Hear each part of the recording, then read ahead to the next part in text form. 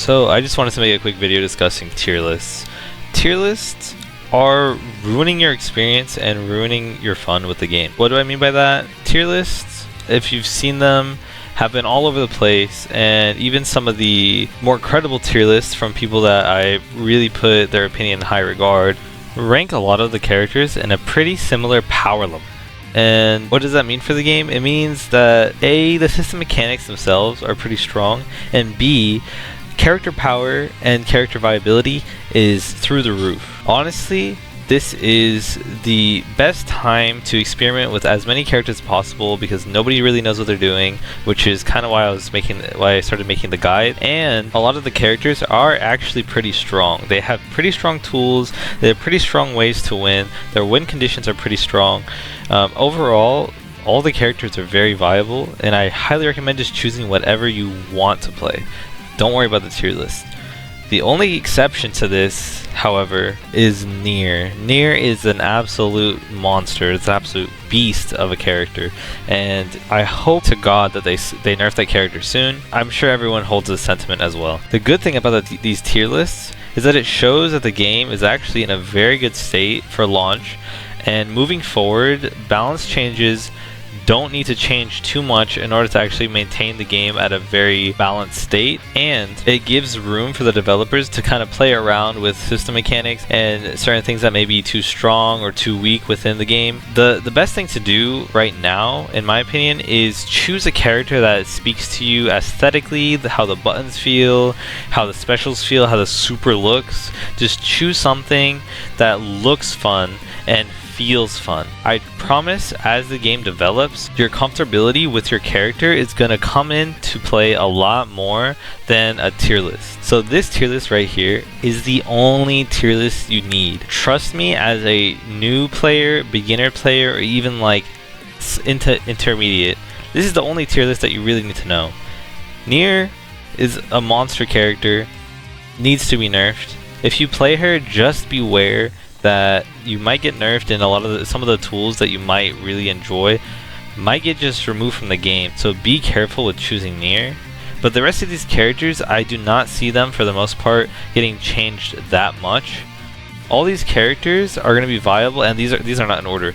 These are all just like viable characters that if you truly enjoy, just play the character. I'm sure some tools for Lancelot and some of these other top tiers that you see in other guides maybe will get nerfed, but most of the game plan and the ideas that go behind these characters are going to remain the same throughout the lifespan of the game.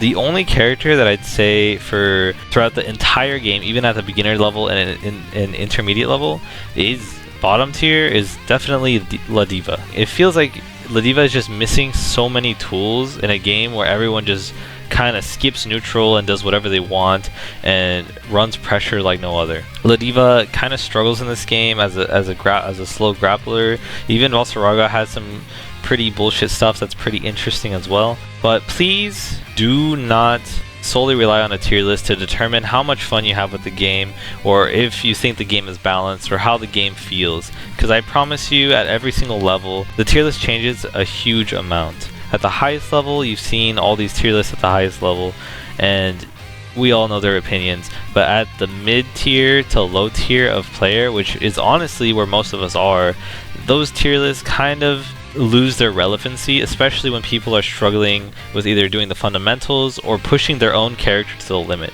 I promise you, just pushing your own character to the limit will get you pretty far, and just learning like 3 or 4 things for a specific matchup will just push you so far ahead. You don't need to know like this whole 5-page Google Doc on how to fight a character in your matchup. Instead, just like know a couple things for the character, and as you keep playing, you might notice a couple things that you're wondering, oh, could I do something after this, or should I do something after this, or what options do they have, and how do I have to respond?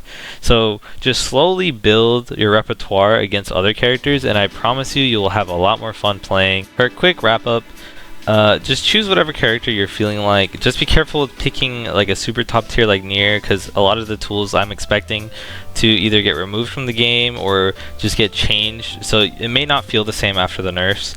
And then Just maybe avoid like Ladiva, because Ladiva is really struggling right now. If you really want Ladiva to work, you can make Ladiva work, but if you're looking for like something that is decent and something that will get you through even to the high tier of the game, just choose any character. Don't listen to all the high level hype or discourse about certain characters. Trust me, all these characters can get you pretty far. It's more up to you for how much effort you actually want to put into the game. Sometimes we forget it's just a game, so please remind yourself it's just a game. Pick who you want, play who you want. I'll be posting more. See you.